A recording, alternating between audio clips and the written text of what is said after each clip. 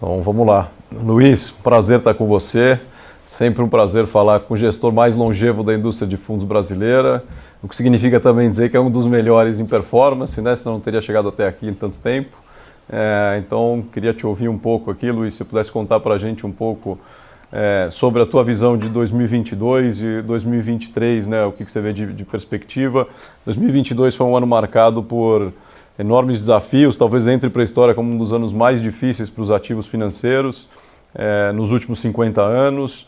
O que a gente, enfim, surpresa inflacionária, guerra na China, guerra na Rússia, lockdown na China, foram alguns dos fatores aí que atrapalharam essa dinâmica de recuperação e crescimento.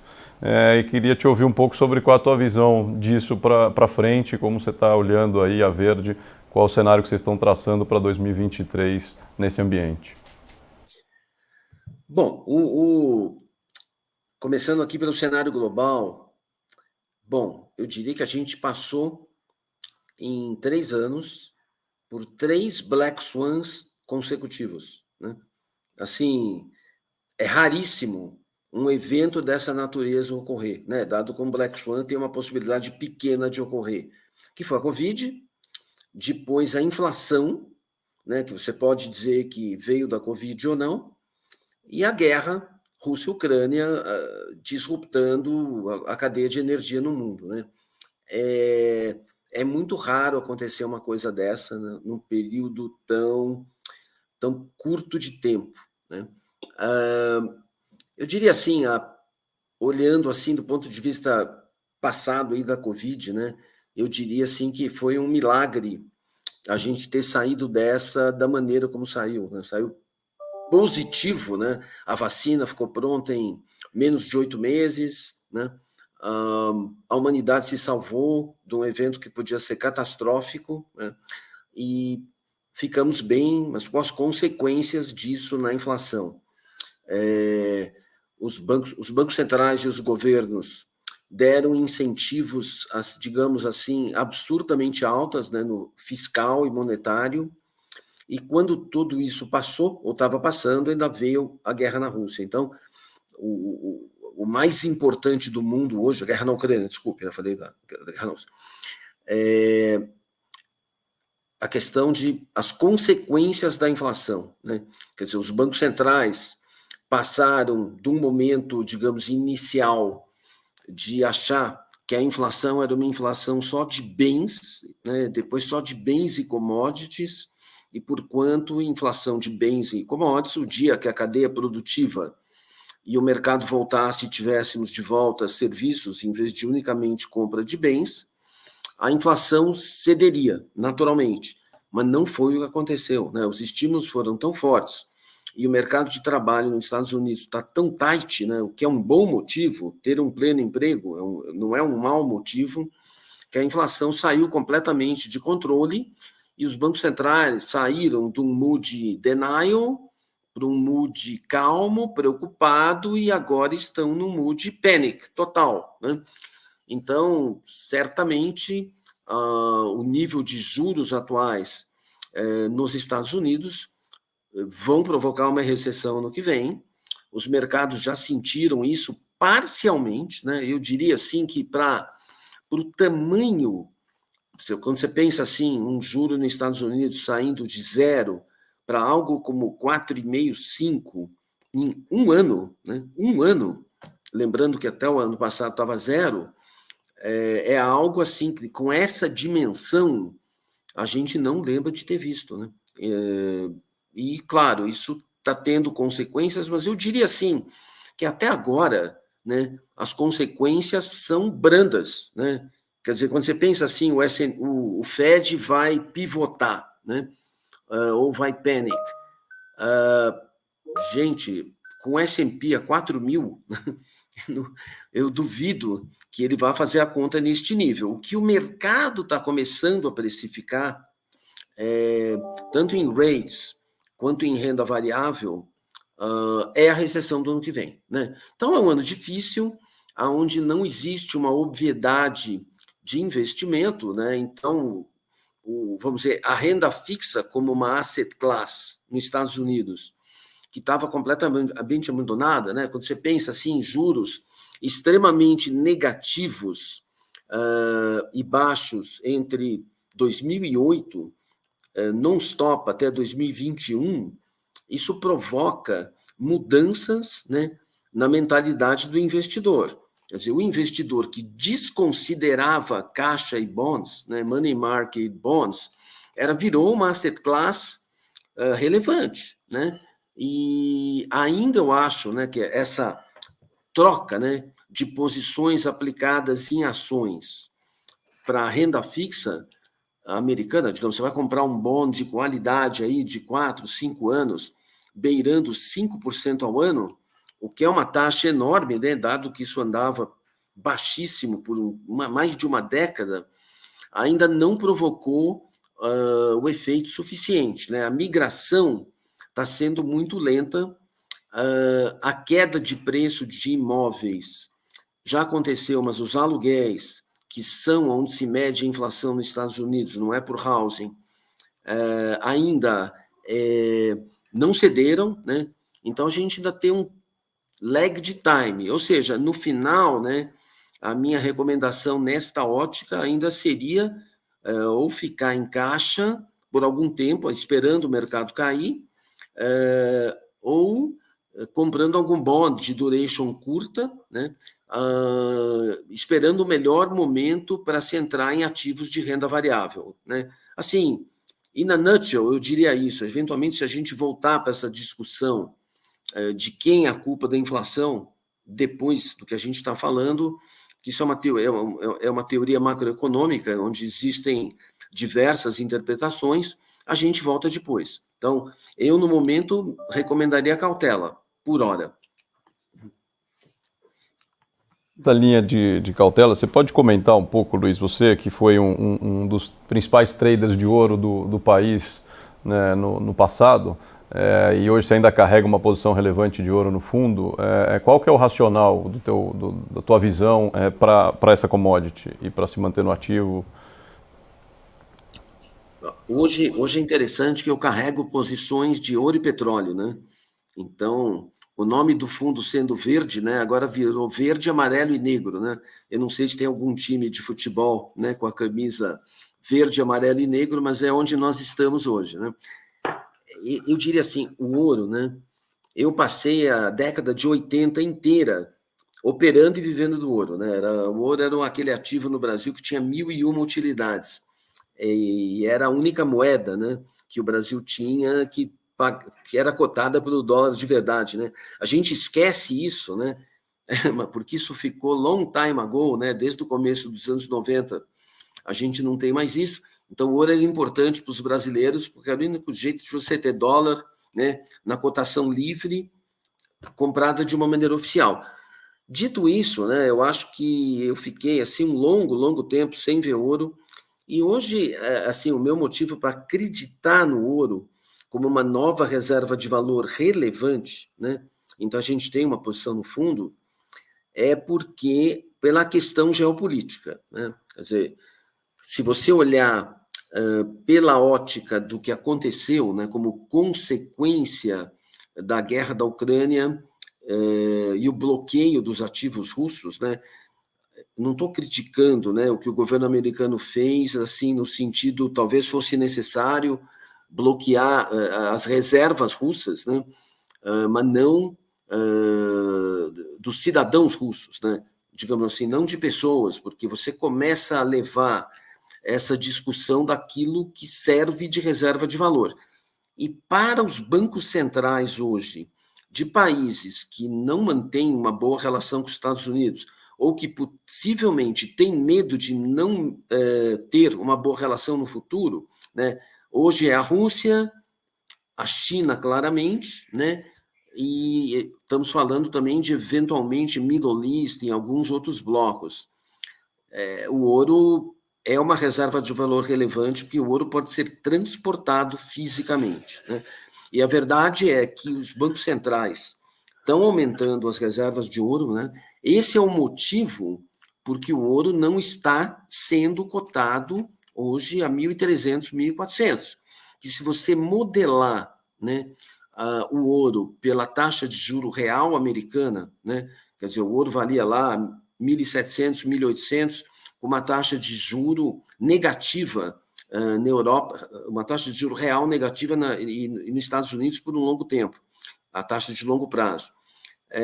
O ouro hoje devia estar bem mais baixo do que está. E por que não está? É porque os bancos centrais estão comprando, ainda estão comprando timidamente, né? Você vai pegar aí no mês de outubro, os bancos centrais compraram 2, 3 bilhões de dólares em ouro, o que para o ouro é um número forte, mas se você pensar no total de reservas de ouro que o mundo tem, incluindo reservas de mineradoras, né, que ainda não foram descobertas, é um número da ordem de 11 trilhões de dólares. Né? Curiosamente, o valor de todas as criptos juntas, né, antes do sell-off, também valia, né? Hoje vale muito menos, cerca de 11 trilhões de dólares. Dito isso, né, a China, né, gera de reservas, né, novas todos os meses, eu não tenho o número exato, mas alguma coisa como 500 bilhões de dólares. Quer dizer, se a China quiser comprar um pouco mais em ouro para ter ele físico, que certamente ela está fazendo e fará, o ouro vai subir muito de preço. Né? Não é que ele vai disparar, não é que você vai decuplicar o valor do ouro, mas, na minha opinião, ele está fora de lugar, né, pela beleza de um ativo que pode ser transportado. Né? Vamos dizer assim, toda essa mentalidade mundial de você ter euro e dólar como reserva de valor, pagando juros nominais muito baixos, é porque esses ativos de governo americano e Europa são ativos que tinham muita segurança. E essa segurança agora, nessa nova geopolítica do mundo, mudou de patamar, né? Não é mais o que se imaginavam antes do que tinham, né? Então, eu ainda acredito que o ouro, vamos dizer, vai voltar a brilhar e vai subir razoavelmente de valor quando as taxas de juros dos Estados Unidos caírem. E é bom ter algo no portfólio. Perfeito. Isso poderia fazer entender, então, que dentro dessa tua análise hoje, os fatores geopolíticos, demográficos do mundo estão mudando de eixo e o que foi, de fato, também um catalisador importante para crescimento global, né, nos últimos 20 anos, urbanização, a entrada da mulher no mercado de trabalho, a globalização. Você enxerga um cenário desse cenário sendo desfeito, quer dizer, a gente vai ter menos globalização, menos integração e, por isso, a gente deveria enxergar o mundo, ativos como o ouro, por exemplo, se valorizando à frente. E quais você acha que seriam os catalisadores à frente para esse crescimento global nas próximas décadas?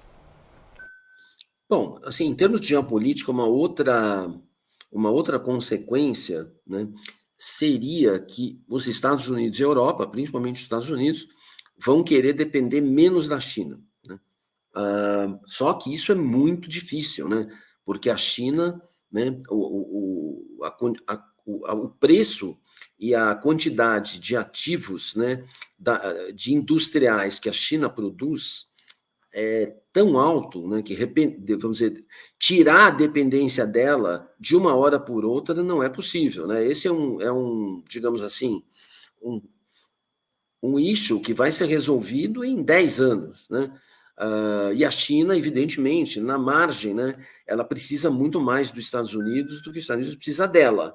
Eu acho que os americanos vão começar a diversificar a produção deles para outros países. Eu consigo ver alguns beneficiários claros, né, como Índia e México, e o Brasil também. Né? Se o Brasil se comportar bem, digamos assim, razoavelmente, e conseguir deixar a sua indústria mais competitiva, né, com a vida menos complicada do que é hoje, do inferno trabalhista e fiscal, poderia se beneficiar disso também, essa conjuntura, né, de ser um país naturalmente exportador de commodities e um lugar que ainda tem, né, uma base de ativo industrial, mesmo sendo muito reduzida nos últimos 30 anos, mas ela pode ser melhorada rapidamente, um beneficiário da história. Né? Agora, em relação à China, né, o maior desafio que existe hoje E um fator de maior preocupação é o demográfico, né? Quer dizer, a China passou, né, curiosamente, em menos de uma década, de o governo chinês passou por décadas limitando o número de filhos por família, né? Até pouco tempo atrás, a China queria um filho por família no máximo, e hoje a demografia dela está desesperadamente ruim, né? O pós-Covid na China acelerou esse trend demográfico de maneira assim que para 2100, né, já tem gente dizendo que os Estados Unidos vai ter mais habitantes que a China. A China pode cair de 20% a 40%, e os Estados Unidos, que tem muita imigração, né, ela está paralisada no momento pós-Trump, pós-Covid, a população vai crescer muito ainda, né? Então, isso cria na China, vamos dizer assim, um problema pior do tamanho do mercado imobiliário, né? Quer dizer, a China tem um mercado imobiliário que é o maior do mundo, mas se você esquecer o maior do mundo, porque a China é muito grande, podemos falar em percentual do PIB. O estoque de imóveis de famílias na China é um número entre 300 e 400 do PIB. Né? Para você ter uma ideia, esse número nos Estados Unidos, né, que é um país onde 65%, 70% das pessoas possuem uma casa, né, porque o sistema de financiamento de mortgage é muito fácil e tem incentivos fiscais, tem 150% do PIB em imóveis, que é o normal. O Brasil, por exemplo, é um país que o estoque de imóveis não chega nem a 100% do PIB. Eu diria assim que este problema, né, e dado que para piorar muito isso, o chinês, né, praticamente toda a poupança das famílias chinesas é no imóvel, né, por alguns motivos, né, eles não confiam no governo, não confiam na moeda, não querem deixar dinheiro em banco e não podem comprar ativos no exterior, pelo menos o chinês classe média. Então, toda a poupança está em imóvel e os imóveis não tiveram na China nenhuma crise até hoje de cair de valor. Que toda crise que vem, o governo chinês entra com medidas fortíssimas, né, de incentivo, incentivando os bancos a emprestarem mais, criando facilidades, que o mercado nunca teve sequer uma grande correção, né? Então, esse é um grande perigo do mundo, né? E aí tem perigo, obviamente, para minério de ferro, metais, etc. Mas é uma crise, todo mundo, eu sempre acreditei, todo mundo acredita que você não deve apostar contra a China, né? Porque o governo pode tudo, o governo pode consertar qualquer situação, mas eu acho que isso tem um limite, e esse limite está chegando perto. Não vou dizer que é amanhã ou depois da manhã, não consigo imaginar o time, mas ele não está tão longe dos dias de hoje. Eu diria talvez 5 anos para aparecer uma crise imobiliária muito forte. Luiz, falando um pouco da carteira, do fundo, você comentou um pouco, né, desse momento tá mais leve em bolsa globalmente, você comentou um pouco de ter um pouco mais de ouro, tá short em duration, né, nos bonds, um pouco mais em caixa. Qual que deveria ser a cara do fundo verde olhando aí para o próximo ano deveria ter menos bolsa do que historicamente você teve? Deveria estar de fato mais em caixa? Como é que você está imaginando a tua carteira para frente? Vamos lá, assim, o verde hoje, né, ele tem aproximadamente 15% de exposição à bolsa, né? E essa exposição, ela é de um tamanho abaixo, né, da média. A média é entre 20 e 25, o que acabou sendo bom, né, porque a bolsa caiu muito nos últimos 2 anos, mas mesmo esses 15% machucaram muito fundo, né? E aí, digamos assim, existe uma razão clara, né, de análise, de uma autocrítica minha, né?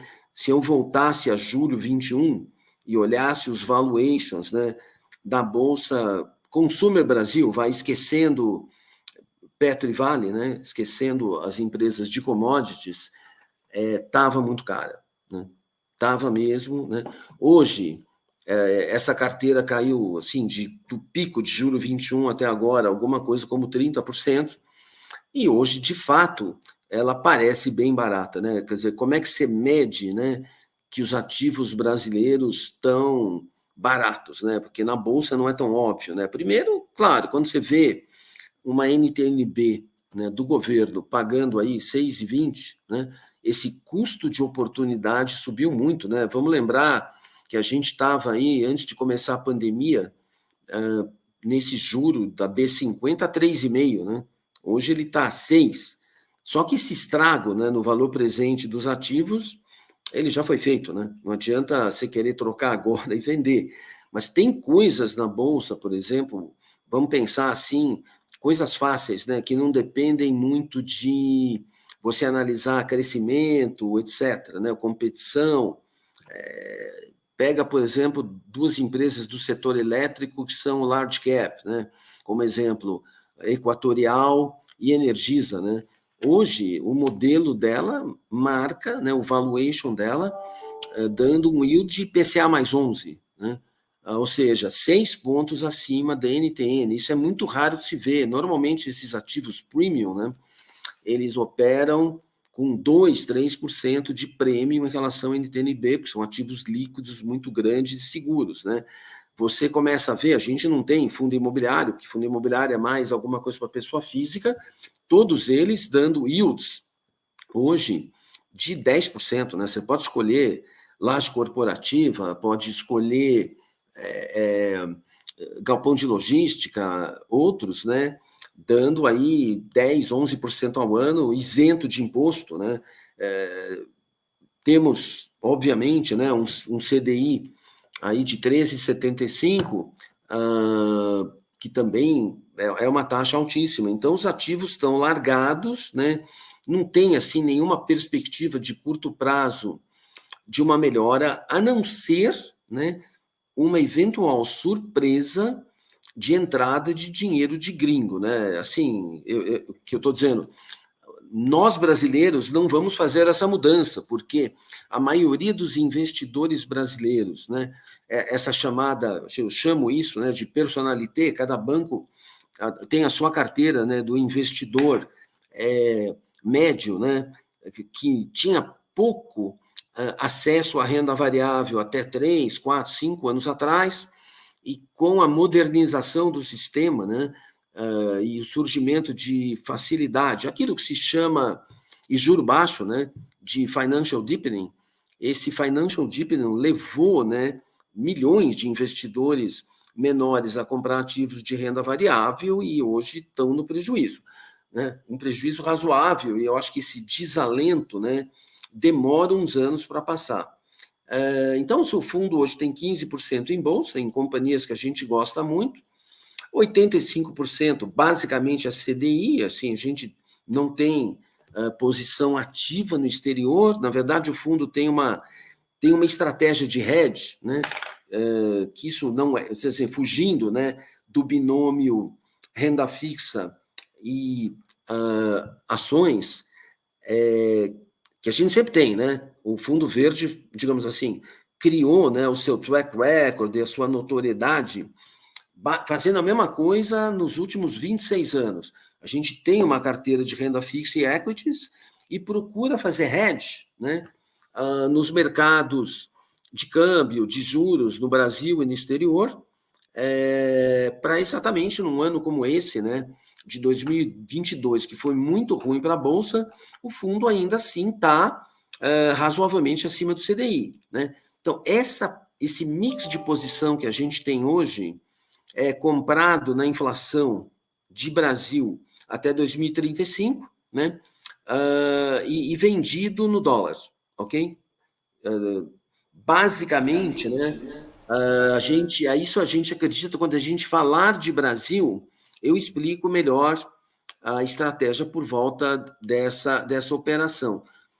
Além disso, né, a gente tem uma posição de 6, 7% do fundo em petróleo, né, porque a gente acredita que os Estados Unidos já, evidentemente, bater, né, na Rússia, vamos dizer, economicamente, já vendeu 40% do estoque dele das reservas de petróleo. Gente, 40% é um número enorme, né? Ele não vendeu os 40% esse ano, ele vendeu 35 e 5 ele tinha vendido no ano passado retrasado. É um número muito forte, né? Num mundo onde a China já via consumindo menos petróleo, né, por ter fechado a economia. Então, se você junta a China consumindo 1,5 milhão de barris a menos e os Estados Unidos vendendo estoque, provocou esse sell-off no mercado de petróleo, justamente, que é um jeito, né, de atingir, né, a Rússia, né, e baratear o preço da energia, tirando staying power do Putin. Então, assim, eu acredito que muito abaixo disso o petróleo não vai, né, tanto é que as curvas de petróleo já estão em contango, né, não estão mais em backwardation, tem uma oportunidade e temos uma posição de ouro. Basicamente, na nutshell, é isso. Legal. Você falou um pouco aí da tão sonhada vinda do gringo aqui para comprar uma parte dos nossos ativos. O que você acha que muda na percepção do investidor internacional do ponto de vista de responsabilidade fiscal, a questão da PEC que foi discutida e aprovada ontem no Senado, a visão dele do ponto de vista fiscal, nós estamos acomodados, na visão dele pouco importa do governo que a gente veio para o governo que a gente está entrando, se já tinha tido um estouro lá no passado de 200 bi, agora nós estamos indo para mais 145 bi, isso pouco importa para o investidor internacional, ou isso é de fato algo que ele vai prestar atenção e eventualmente vai atrasar a entrada desse investidor internacional aqui? Bom, primeiro, assim, o investidor internacional, teoricamente, né, quando a Rússia já era uninvestable, a China agora é uninvestable, né, não sobrou muito lugar para ir. Né? A gente está ganhando por WO. Tem a Índia, né, que é um país complicado, mas é investable. O outro grande beneficiário é o México, né, pela proximidade dos Estados Unidos. Acho que nessa cadeia industrial de longe, né, o México é o que mais vai se beneficiar, mas o Brasil também. Agora, a pergunta é, bom, por que o gringo não entrou, né? Vamos dizer, desde as falas do Lula, a Bolsa está caindo sem parar, né? E o investidor não entrou. Eu acredito que, primeiro, exista o fator calendário, tá? Digamos assim, o fator calendário, ele é importante, né? Um ano que está todo mundo, a grande maioria dos fundos e das carteiras das famílias estão perdendo dinheiro, né? Razoavelmente esse ano, então ninguém abre book, né? Em dezembro, né? É esperar o ano acabar, aí você já tem um book novo, né? Deixou o book lá para trás, é outra vida, começo do ano, vida nova. Então, a gente vê isso, nesse ano aconteceu muito isso em janeiro, né?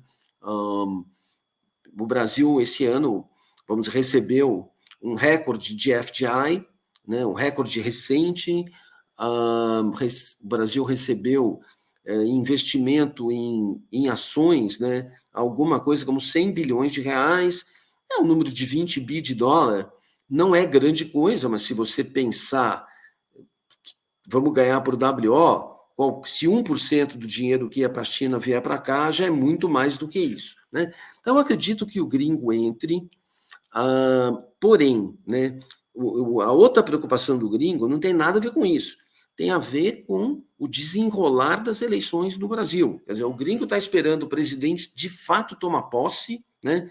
Que da maneira como se pensava, ele tinha muito mais medo de golpe do que o medo real, do medo que nós brasileiros acompanhamos. Foi muito tenso observar todo esse processo político, com as ameaças constantes à democracia do presidente Bolsonaro, que não se materializaram, mas o gringo é janeiro, né?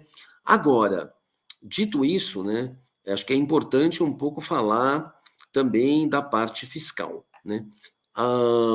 Evidentemente, se você pegar, digamos, o populismo, né, do Bolsonaro no último ano, mais essa PEC que com todos os penduricalhos, né, se passar desse jeito, ela é de 175 bi, mas tem um monte de rúbricas, né, de extra-teto, pode chegar a 200 bi. Então, a gente chegaria a um Lula mais Bolsonaro de 350 bi. Então, a gente entra, em princípio, ceteris paribus, né, o ano de 2023, com um déficit primário de -2 e com juro mais alto. Isso é preocupante para a gente, é preocupante para o gringo, dependendo da PEC a gente corre o risco de ser downgraded por alguma agência de rating, isso não está no radar, né?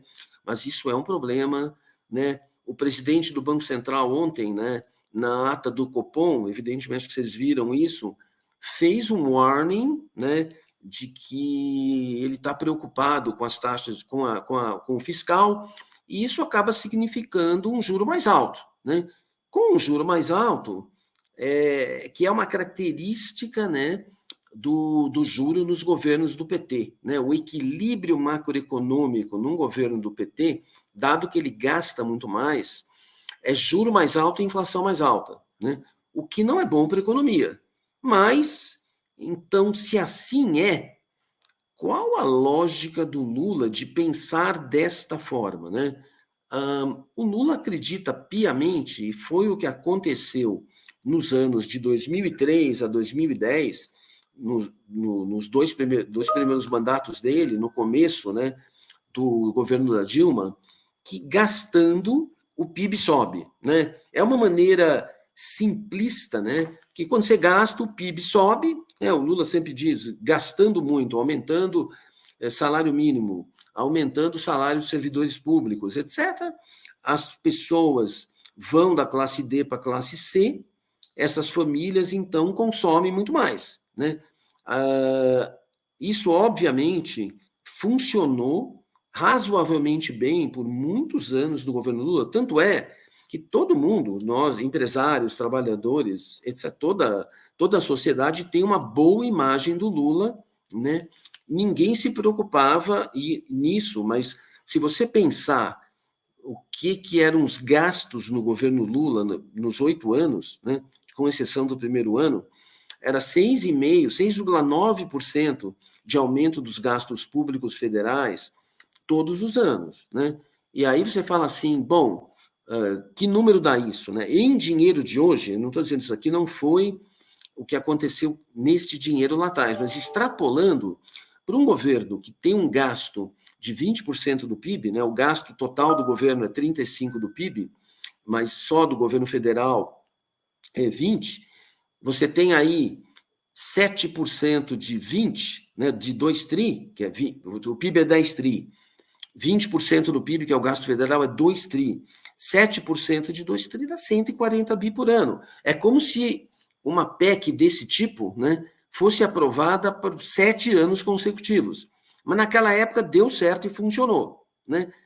Dito isso, eu acho que o gringo vai entrar anyway, né? Porque o governo tem formas de mitigar com receitas extraordinárias, nem que seja for once, né? E, assim, de agora eu acredito claramente que o ICMS dos combustíveis não vai ser renovado, né?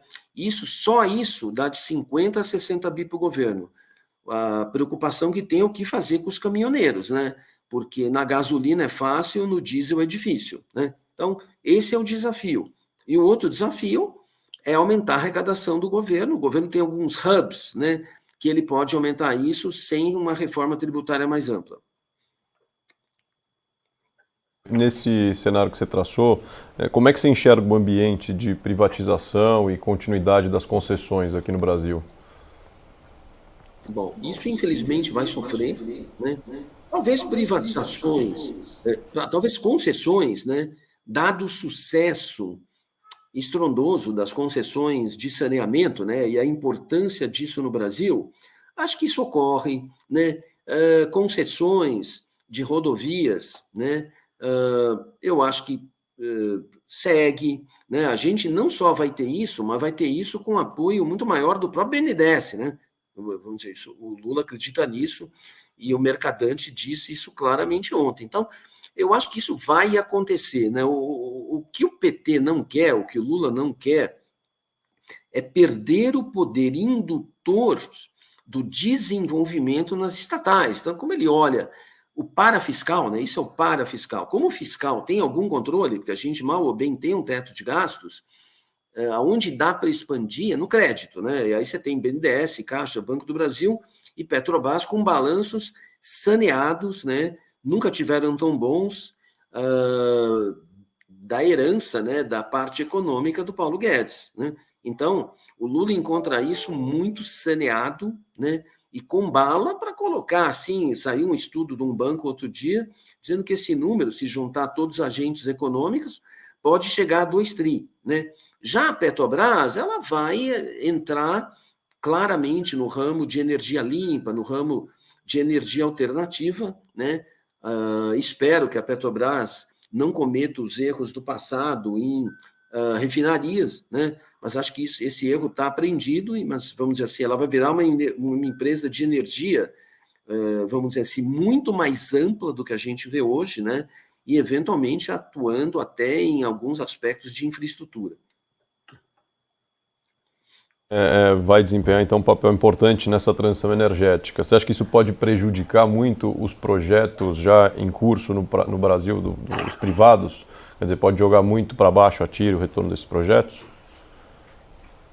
Olha, eu acho que nos que estão aí, tá tudo bem, né? Mas provavelmente, quando o governo entra com a mão pesada nisso, né, ele vai aceitar taxas de retorno menores mesmo. Isso eu concordo com você, daqui para frente. Perfeito. Luiz, nós estamos chegando ao fim da conversa. Não sei se você quer fazer alguma consideração final, algum ponto que a gente não tenha passado que você queira comentar. Não. Tá, tudo bem. Obrigado pelo teu tempo, obrigado pela oportunidade. Sempre um prazer falar com você, Luiz. Obrigado, Maurício. Obrigado. Obrigado ao Safra. Obrigado. Maravilha. Papo